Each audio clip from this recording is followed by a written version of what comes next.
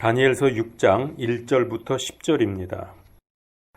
다리오가 온 왕국을 다스릴 통치자 120명을 세워 왕국을 다스리는 것을 기뻐하더라.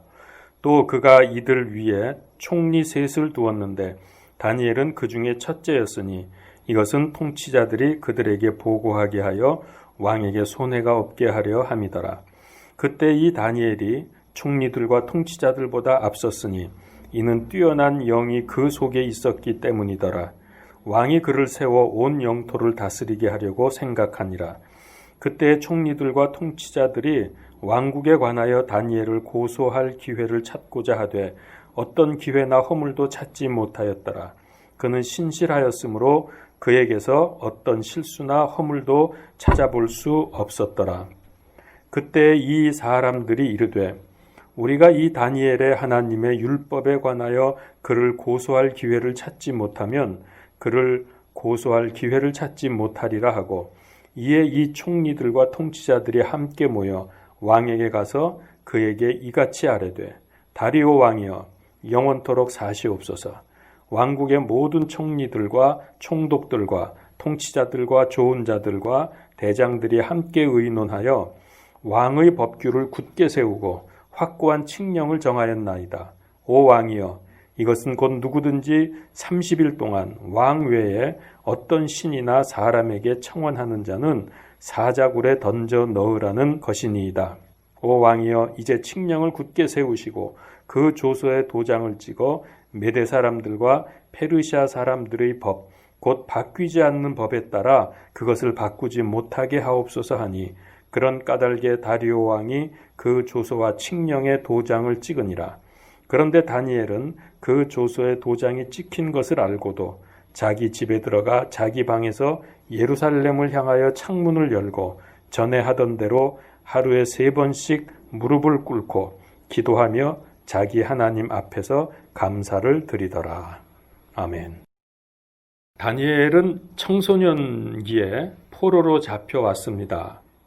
우리가 앞에서 봤지만은 왕의 맛있는 음식을 허락을 받았지만은 우상에게 바쳐졌던 음식을 단호하게 거절하면서 믿음을 지켰습니다. 세 친구와 함께 믿음에 관한 한 추워도 물러서지 않는 자세를 유지했습니다. 이 때문에 용광로 불 속에 던져졌고 또 모함을 받아서 사자굴에도 던져졌지만은 하나님의 보호하심으로 승리할 수 있었습니다. 한마디로 이들은 성령 충만한 삶을 살았습니다. 특별히 다니엘은 느부갓네살의 꿈을 해석해주고 바벨론의 제2인자로 수직 상승을 했죠. 벨사살 왕 시절에는 벽에 쓰인 글을 해석해 줌으로 해서 하나님을 드러내기도 했습니다. 그는 여러 왕을 섬겼습니다.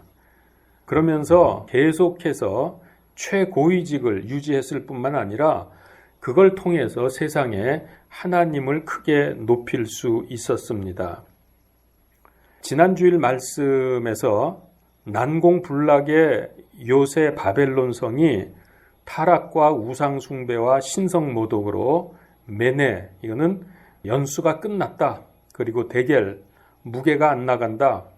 바르신, 그래서 기원전 539년 하룻밤새에 멸망을 당하고 말았다라고 하는 심판의 메시지가 그대로 이루어지는 것을 우리가 보았습니다. 이제 그리고 나서 메데 페르시아 연합군이 바벨론을 장악하게 되었는데요. 그렇게 바벨론을 멸망시키고 고레스가 전체 통괄자인데 자기의 외삼촌이면서 장인 어른이기도 한 메데의 다리오 왕을 세웁니다. 바벨론 지역에 다리오를 왕으로 세우게 되는데 다리오는 2년 동안 통치를 하다가 죽습니다. 그래서 그 후에는 고레스가 왕국 전체를 접수를 하게 되죠. 그러니까 굉장히 큰 땅이었습니다. 바벨론은 말할 것도 없고 메데와 페르시아를 다 통과를 해서 고레스가 통치를 하게 됩니다. 오늘 6장은 바로 이런 상황에서 시작이 됩니다.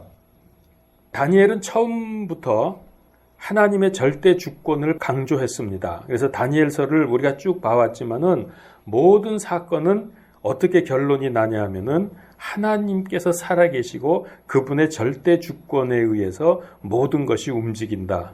나라도 바뀌기도 하고 여러 가지 정책이나 이런 것들이 전부 하나님의 절대 주권에 달려 있다고 하는 것을 우리가 지금까지 쭉 보아왔습니다. 역사의 주인으로서 하나님께서 등장을 하신 거죠. 근데 이것이 다니엘서의 핵심입니다. 한마디로 다니엘서의 목적이 뭐냐를 말하라고 하면은 바로 이겁니다. 나라나 왕들이나 통치체가 바뀌어도 역사의 주인은 하나님이시다. 그 모든 것이 하나님에 의해서 결정된다고 하는 것이죠. 이 믿음이 확실했던 다니엘은 나라와 왕조에 전혀 영향을 받지 않고 믿음은 점점 더 성숙해져 갔습니다. 그러니까 주변은 회오리 바람이 불고 태풍이 불고 홍수가 나도 다니엘은 전혀 거기에 영향을 받지 않았다는 거죠. 이게 진짜 믿음입니다. 오늘 우리도 이런 믿음의 자세를 가져야 할 것입니다. 세상이 바뀌고 뭐가 달라졌다고 해서 우리가 움츠러들거나 그렇게 할 필요는 전혀 없습니다. 다니엘의 변함없는 영적 생활이 바로 이것을 가능하게 했습니다. 오늘 말씀해 보니까 하루에 3번 기도 생활을 유지하면서 원수들의 모함에도 사자의 입에서도 건짐을 받을 뿐만 아니라 오히려 그것 통해서 하나님을 만방에 증거하는 축복을 누립니다. 다리오 왕은 통치의 효율성을 위해서 큰 나라를 120지역으로 나누었습니다. 120지역마다 지방 장관을 두었죠. 그리고 그 위에다가 총리 3명을 두어서 지휘하고 감독하게 했습니다. 그런데 그 총리 3명 중에서도 다니엘이 가장 높은 직위에 있었다고 성경은 말씀을 합니다. 그럼 이 총리들과 지방 장관들은 무슨 일을 했을까? 2절 끝부분에 보면은 왕에게 손해가 없게 하는 일을 했다 그랬습니다. 그러니까 우리는 쉽게 짐작할 수 있죠. 이들의 주된 임무는 세금을 잘 거두어 들여서 국고를 관리하는 일입니다. 그리고 두 번째로는 나라의 기강 세우는 일이겠죠. 당연히 이것이 그들의 주된 업무였습니다. 자, 그런데 나라가 바뀌면서 바벨론의 고위층들은 모조리 숙청되는 게 당연합니다. 나라가 바뀌었으니까 전 나라의 고위 관리들은 다 쫓겨나든지 죽든지 하죠. 그래서 고레스가 역사에 의하면은 바벨론의 고위층을 약 3,000명을 처형했다는 기록이 있습니다. 그런데 놀랍게도 다니엘은 페르시아의 제2인자로 여전히 우뚝 서 있습니다. 그는 새 나라가 되었는데도 너무나 필요한 인물이었기 때문입니다. 바벨론이 내적 타락으로 멸망을 했기 때문에 새 나라가 들어서서는 국가의 기강을 바로 잡아야 되겠죠. 그러려면은 일단 나라의 사정을 잘 알고 있고 능력이 있고 정직함을 겸비한 사람이어야 된다. 그랬을 때 여기에 가장 적합한 사람이 다니엘이었습니다. 4절을 보죠. 후반부에 보면은 그는 신실하였으므로 그에게서 어떤 실수나 허물도 찾아볼 수 없었더라. 그래서 다니엘은 숙청당하지 않고 죽임당하지 않고 여기서도 여전히 왕 다음에 제2인자로서 역할을 할 수 있었죠. 그리고 또 3절에 보면은 그는 성령 충만했습니다. 여기 보니까 이는 뛰어난 영이 그 속에 있었기 때문이라. 뛰어난 영, 하나님의 영이죠. 그러니까 성령 충만한 삶을 살았다는 겁니다. 여기서 우리가 볼 거는 그러면 우리도 이러한 영적인 교훈을 받고 다니엘과 같은 삶을 살도록 하는 것이 하나님께서 다니엘서를 기록해 주신 목적인데 다니엘은 어떻게 이런 사람이 될 수 있었을까? 그 답을 6장에서 알려주는 거죠. 10절을 보면은 그런데 다니엘은 그 조서에 도장이 찍힌 것을 알고도 자기 집에 들어가 자기 방에서 예루살렘을 향하여 창문을 열고 전에 하던 대로 하루에 3번씩 무릎을 꿇고 기도하며 자기 하나님 앞에서 감사를 드리더라. 뭡니까? 기도 생활의 성공. 그는 기도의 사람이었습니다. 모든 면에서 다니엘은 뛰어났죠. 지혜도 있었고 정책도 제시를 했고 모든 면에서 뛰어났는데, 근데 이 뛰어난 것 때문에 그게 주변 사람들의 시기를 일으켰습니다. 이걸 가리켜서 호사다마라고 하나요, 우리말로? 그는 기도의 사람으로서 정말 세상적으로도 인정을 받았고 하나님 앞에서도 인정받는 삶을 살았는데, 바로 이것이 주변 사람들의 시기와 질투를 일으켰습니다. 그래서 다니엘을 무너뜨리려는 악한 음모를 꾸미는 사람들이 있었습니다. 이거는 다니엘의 잘못이 아니라 오히려 올바른 삶을 살면서 맡겨진 임무를 잘 감당했기 때문에 이런 문제가 생긴 것입니다. 자, 그래서 악당들이 그의 실수, 그의 죄를 찾으려고 샅샅이 뒤졌지만은 아무것도 흠이 없었습니다. 우리말에 털어 먼지 안 나는 사람 없다고 하지요. 우리나라도 총리나 장관 이런 사람들 고위직을 세우려면은 반드시 국회 청문회를 거치는데, 여러분 우리 많이 봤죠. 뒤져보면은 온갖 비리와 파렴치한 일들이 한도 끝도 없이 쏟아집니다. 그런데 다니엘은 달랐습니다. 믿는 사람들이 불신자들과 함께 일할 때에 이런 모함과 핍박을 당할 수 있습니다. 바로 그럴 때 우리는 다니엘을 생각하면서 교훈을 얻어야 합니다. 다니엘이 최고 총리의 자리에 있으면은 또 이 악당들에게 어떤 문제가 생기냐면은 부정부패를 하기가 어렵죠. 다니엘이 딱 버티고 있으니까 중간에서 떼먹든지 아니면은 개인적인 폭리를 취하든지 이런 걸 할 수가 없게 되기 때문에, 그래서 더 다니엘을 미워했을 것입니다. 여러분, 우리 그리스도인들이 일할 때에 직장에서 일할 수 있고 사업도 할 수 있고 아니면 이런저런 세상의 사회적인 일을 할 수가 있는데, 적당히 대충 하고 사심을 가지고 한다면 하나님의 영광을 가리게 됩니다.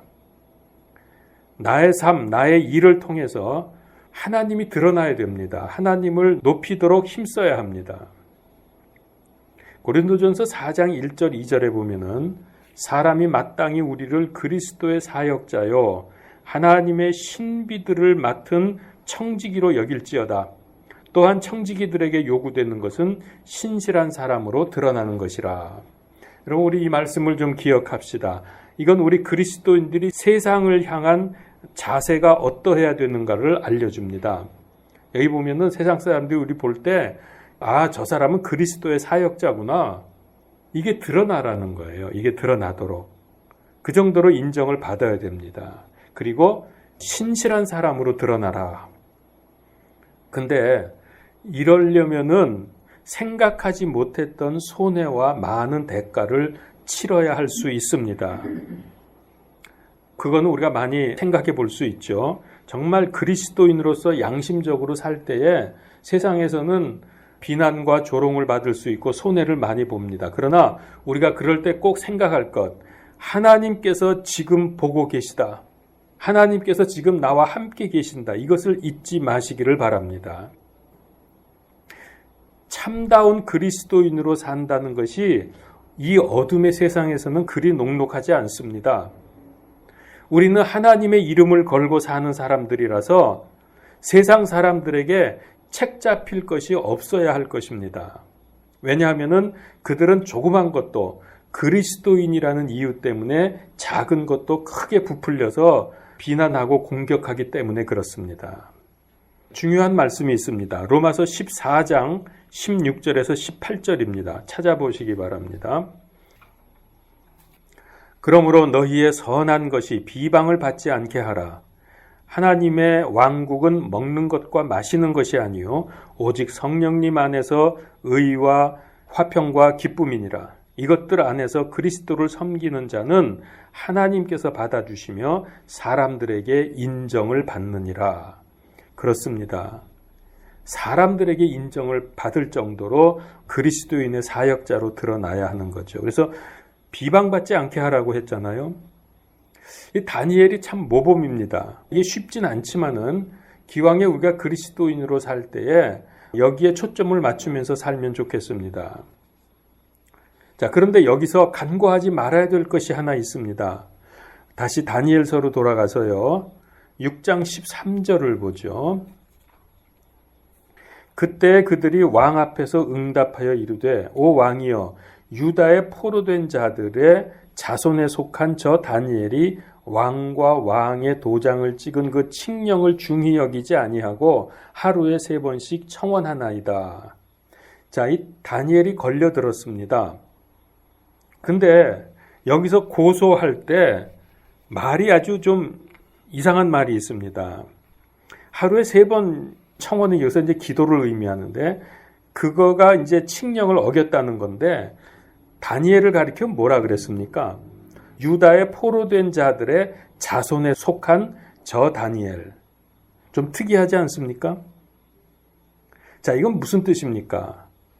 그러니까 이게 지금 시기와 질투에 의해서도 이런 일이 벌어지고 있지만은 그것뿐만이 아니라 다니엘이 유대인이기 때문에 고소를 당했다는 것을 암시하고 있습니다. 유대인이기 때문에. 이게 요즘 용어로는 안티세미티즘 그러죠. 반유대주의, 반샘족주의 이런 용어들을 쓰는데요. 그러니까 우리가 여기서 알 수 있는 게 뭡니까? 이걸 보면은 이 더러운 음모 뒤에는 마귀가 있다는 것을 알게 됩니다. 하나님의 택한 백성을 저주해서 없애버리려고 하는 마귀의 음모입니다. 유대인이 뭐가 그렇게 문제가 되죠, 여기서? 근데 유대인을 굳이 드러냈단 말이에요. 이게 마귀가 하는 짓이죠. 히틀러를 앞세워서 유대인 학살을 자행했던 나치 독일, 요즘도 중동 이슬람 세력을 비롯해서 전 세계에 퍼져 있는 안티세미티즘, 이 반유대주의. 이게 지금 끊임없이 계속되고 있습니다. 이게 마귀가 하는 짓이에요. 여러분, 우리나라도 이상하게 이스라엘에 대해서 좋지 않은 보도만 합니다. 실제로는 그렇지 않습니다. 이거 우리 정신 차리고 하나님의 택한 백성 이스라엘을 위해서 기도해야 되는 거죠. 계시록 12장에 보면은 여자가 나옵니다. 이 여자가 사내 아이를 낳았는데 그 사내 아이를 죽이려고 용이 총 공격을 해내지만은 실패합니다. 용이 아무리 용 써도 하나님의 보호를 당해낼 수 없습니다.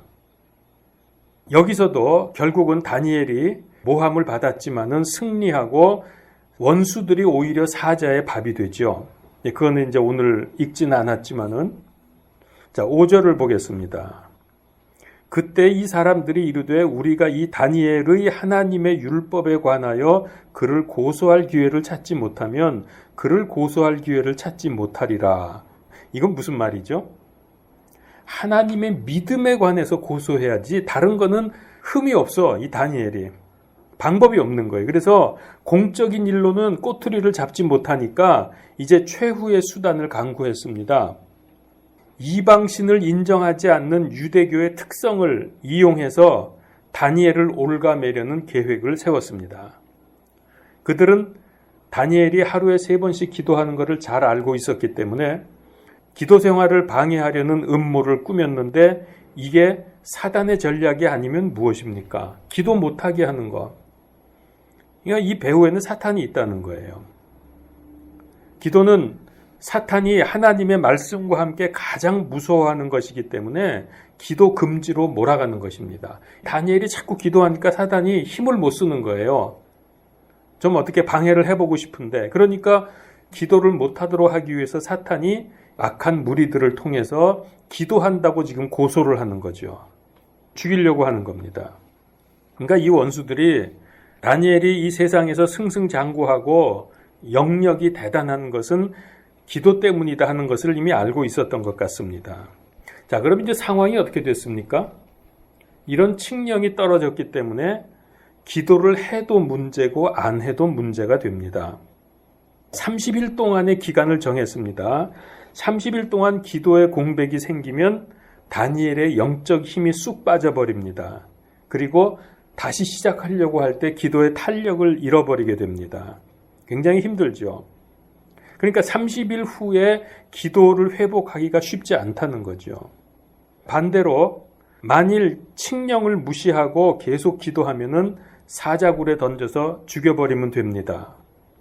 그러니까 이게 지금 해도 문제고 안 해도 문제입니다. 그래서 이 악당들이 딴에는 아주 완벽한 계획을 세운 것입니다. 그러나 우리가 잘 아는 대로 여기에 하나님이 개입하시니까 문제가 아주 쉽게 해결이 되어버립니다. 그래서 문제는 더욱 기도하게 하고 기도하면 어떤 문제도 해결된다는 것을 이 사건을 통해서 하나님은 우리에게 알려주십니다. 그러니까 여러분, 어떤 경우에도 기도를 중단하지 마십시오. 이건 우리의 목숨과도 같습니다. 목숨입니다. 기도를 중단하는 것은 그거는 죽는 겁니다. 영적으로 죽음입니다.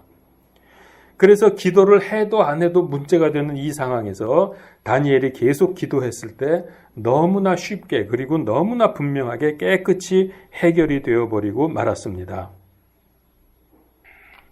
자, 이들의 음모가 선포된 것, 그러니까 왕 이외에는 신이나 어떤 사람에게 청원하지 말라, 이 얘기는 다른 말로 표현하면은 이게 바로 황제 숭배 종교입니다.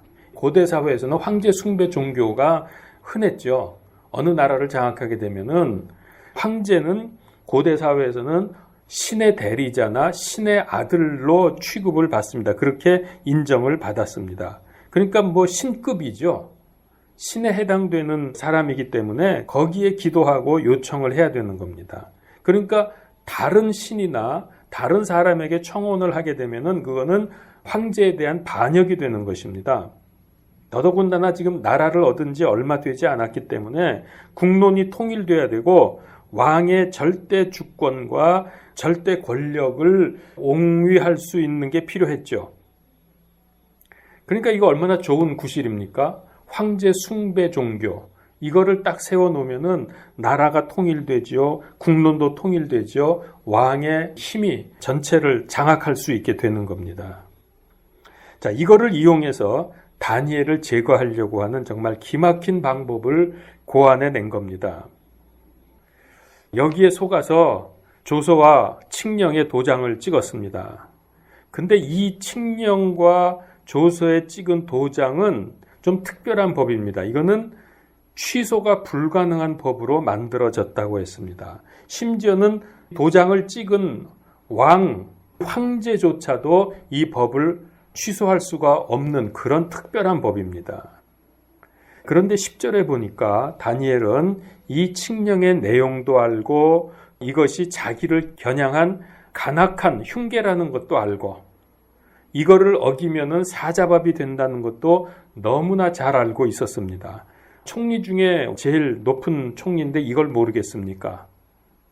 다니엘은 여러 왕을 거치면서 한평생 최고 실력자로 살아왔고 지금도 수석 총리입니다. 자, 어깨에 힘주고 살 수 있죠? 그런데 본인뿐만 아니라 자기 때문에 친구들이나 동족들, 유대인들이 여기 지금 포로로 많이 잡혀와 있는데 다니엘 때문에 그래도 그나마 어깨에 힘주고 살 수 있었습니다.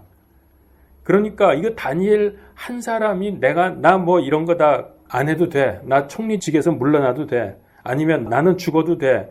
그렇게 했다고 해서 그걸로 끝나는 게 아니에요. 그렇게 되면은 다니엘이 죽게 되면은 거기 있던 포로로 잡혀온 유대인들이 굉장히 이제 힘들어집니다. 지금까지는 다니엘 때문에 보호를 받았거든요. 자, 그래서 이게 참 진퇴양난입니다. 이럴 경우에 기도해 말어. 이게 이제 우리의 큰 숙제지요. 영적인 원리는 오늘도 마찬가지입니다. 성도들이 믿음으로 은혜 속에 들어가려고 하면 사탄은 갖가지 방법을 동원해서 하나님의 은혜와 사랑과 축복을 누리지 못하게 방해합니다. 주일 아침에 교회 가려고 준비를 하는데 급한 전화가 오든지 오랜만에 가까운 친구가 들이닥치기도 합니다. 이게 다 합법적으로 교회 나가지 않도록 구실을 만들어주는 거죠. 또 교통사고를 당하든지 심지어는 같은 교회의 교인들에게 사기를 당하기도 합니다. 또 배우자나 사람을 통해서 분노하게 만들기도 합니다. 뭐 이런 경우 우리가 많이 당하지 않습니까? 왜 이런 일들이 일어납니까? 그 이유는 내가 좀 결심하고 믿음 생활 잘해보려고 할 때 은혜의 자리에 들어가지 못하도록 사단의 세력이 방해하는 것이죠. 그런데 막상 이런 일이 생기면 우리는 쉽게 속습니다. 이미 알고 있으면서 이건 마귀가 지금 방해하는구나 알면서도 막상 닥치면 속아요. 사단이 쳐놓은 덫에 걸려드는데 심지어는 이게 바로 사단의 역사구나 하는 것을 알면서도 자제가 되지 않아서 무너져 버립니다. 이런 경우는 참 많습니다. 그럼에도 불구하고 다니엘은 왕의 도장이 찍힌 것을 알고도 전에 하던 대로 기도를 멈추지 않았습니다. 하나님은 지금도 우리에게 이런 다니엘의 자세와 믿음을 요구하십니다. 지금 이 이야기는 옛날에 어떤 특이한 어떤 사람이 이렇게 살았다는 이야기를 들려주는 게 아닙니다. 직장을 잃어도 사업이 무너져도 불이익을 당한다 해도 말씀과 기도의 영적 생활을 통해서 깨달은 대로 행하는 것을 포기하면 안 됩니다. 특별히 요즘 같은 교회 박해 시대는 더욱 그렇습니다. 다니엘은 인간적인 방법을 쓰지 않았습니다.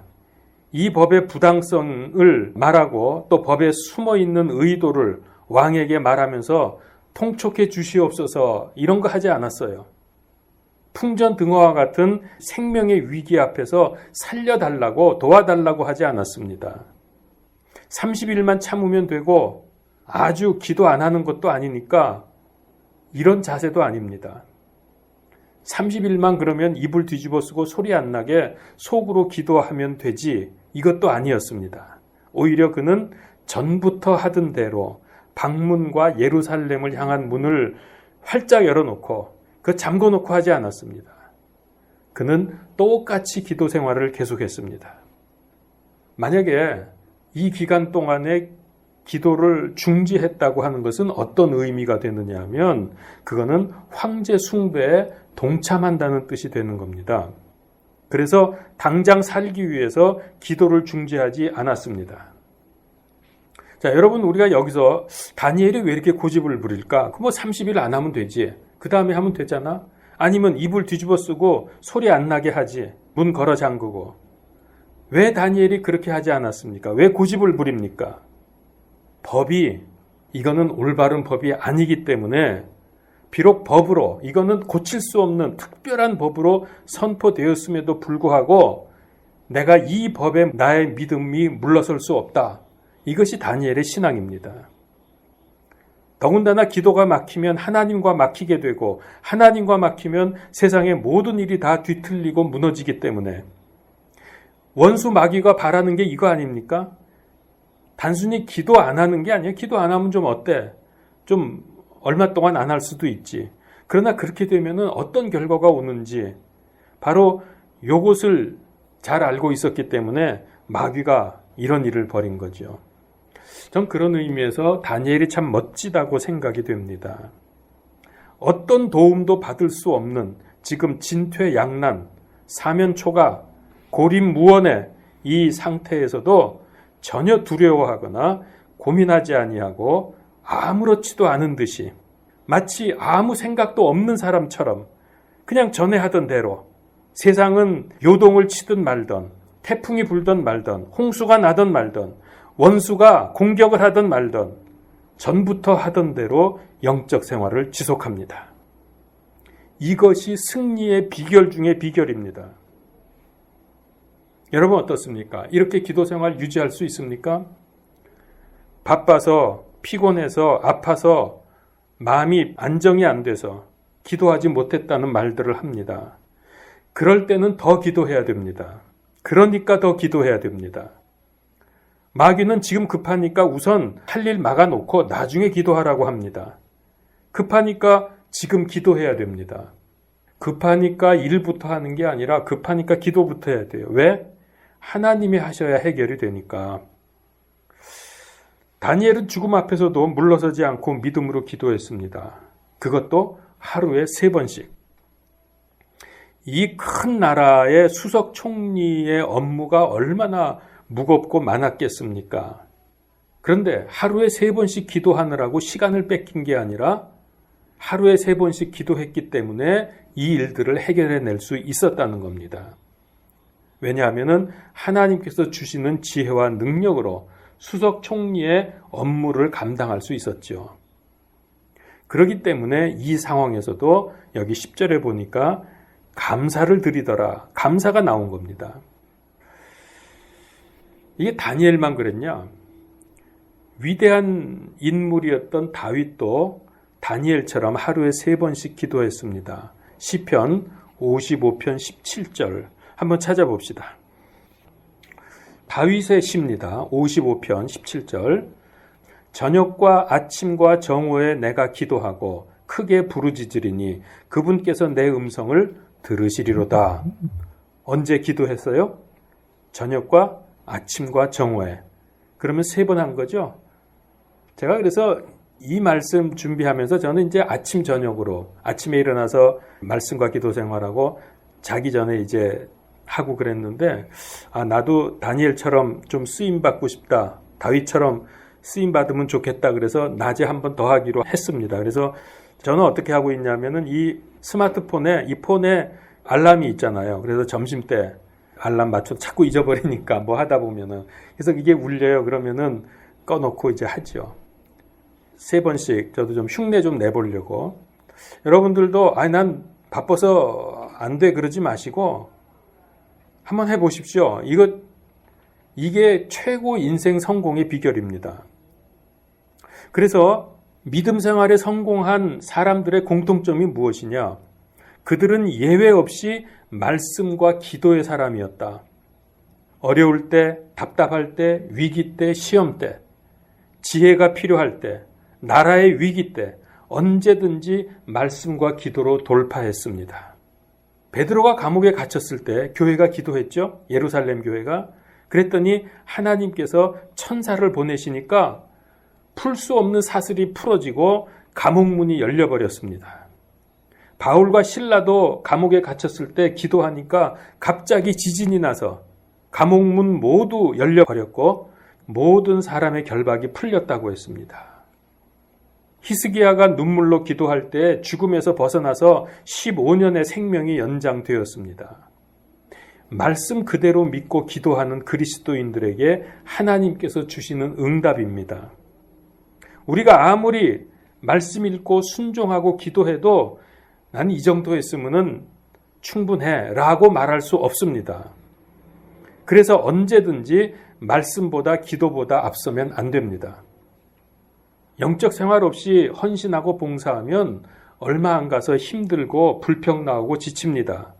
그러나 영적 생활에 성공하면 무엇 해도 다 감사하고 뭘 해도 기쁘고 겸손해집니다. 이런 사람들은 사업을 해도 직장일을 해도 집안일을 해도 교회 일을 해도 무엇을 해도 말씀과 기도가 우선인 사람들입니다. 말씀과 기도로 하루를 시작하면 감사가 생기고 자신감이 있습니다. 혹시 지금은 어렵고 안 되는 것 같아도 궁극적으로 성공하고 잘 됩니다.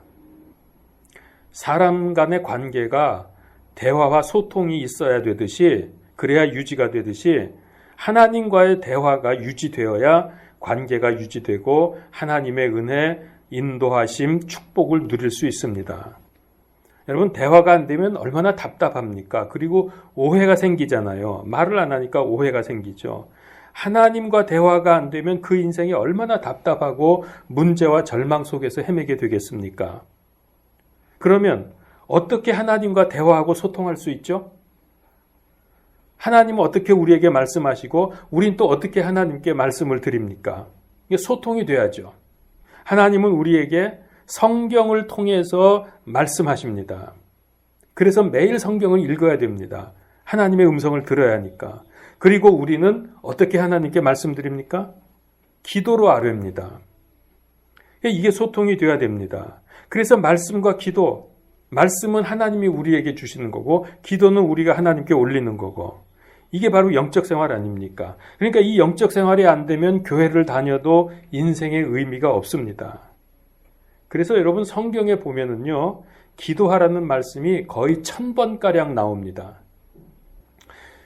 영국의 메리 여왕이 종교개혁 시대에 기독교를 심하게 핍박을 했습니다. 그가 얼마나 많은 그리스도인들을 죽였는지 별명이 피의 메리, 하도 피를 많이 흘려서 피의 메리, 메리 여왕의 별명입니다. 자, 이때에 종교개혁가 존 낙스가 있었는데 밤새 기도를 합니다. 기도를 했더니 놀랍게도 메리 여왕이 중병에 걸려서 죽어버렸습니다. 그리고 그 순간 기독교인들의 학살 명령이 거두어져 버렸습니다. 여러분, 이 메리 여왕의 죽기 직전의 마지막 말이 뭐냐 하면은 100만 군사보다 낙스의 기도가 더 무섭다. 그리고서 죽었어요. 이제 실토를 하는 거죠. 최고 권력자도 기도의 사람 낙스 한 사람을 당해내지 못했습니다. 기도는 힘이 있습니다. 사람의 힘이 아닙니다. 전능하신 하나님의 힘입니다. 여러분, 혼자 살지 마십시오. 혼자 힘으로 살려고 하지 마십시오. 하나님과 소통하고 동행하는 삶은 당해낼 사람이 없습니다. 마귀 사탄도 감히 덤비지 못합니다. 하나님께서 우리에게 세상을 이기는 방법을 가르쳐 주셨습니다. 자, 우리 마지막 한 구절만 찾읍시다. 요한일서 5장 4절에서 5절. 세상 이기는 법. 무엇이든 하나님에게서 난 것은 세상을 이기느니라. 자, 하나님에게서 난 것이 세상을 이긴다 그랬어요. 세상을 이기는 승리는 이것이니 곧 우리의 믿음이니라. 믿음이 세상을 이깁니다. 예수님께서 하나님의 아들이심을 믿는 자가 아니면 누가 세상을 이기는 자냐? 그렇습니다. 예수님이 하나님의 아들이심을 믿으면, 진짜 믿으면 세상을 이깁니다. 자, 그러면 이 믿음을 가져야 되는데 어떻게 믿음을 갖고 어떻게 믿음을 유지하고 어떻게 믿음이 성장합니까? 정하자매님, 어떻게 하면 믿음을 갖고 믿음을 유지하고 성장할 수 있습니까? 그렇죠. 그렇죠. 예, 100점입니다. 말씀과 기도, 이게 영적 생활 아닙니까? 말씀 생활, 기도 생활을 지속하게 되면 바로 우리의 믿음이 생기고 믿음이 유지되고 성장합니다. 이게 답입니다. 여러분, 그래서 우리가 다니엘서를 오늘 특별히 6장을 보면서 다니엘이 우리의 모범된 신앙인의 모습 아닙니까? 영적 생활에 성공하고, 그래서 우리가 이 땅에 사는 동안도 세상을 이기는 믿음으로 살고 이후에 하나님 앞에 섰을 때에 그리스도 심판석에서 큰 상급을 누리는 저와 여러분들이 되시기를 바랍니다. 기도하겠습니다. 오늘날 세상이 참 험악하고 믿음과 복음을 공격하고 죄와 신성모독과 우상이 가득한 이 세상이 되었습니다. 주님, 이때 우리가 어떻게 믿음 생활하며 하나님께 영광을 돌릴 수 있을지 다니엘을 통해서 알려주신 것을 감사하고 주님을 찬양합니다. 주님, 우리와 함께 하시되 우리가 영적 생활을 놓치지 말게 하시며 영적 생활, 말씀과 기도 생활에 성공하는 가운데 주님의 계획을 이 땅에서 이루어가는 인생이 되게 하시고 하나님께 영광 돌리며 세상을 이기는 귀한 인생이 되게 하여 주시옵소서. 예수 그리스도 이름으로 기도하옵나이다. 아멘.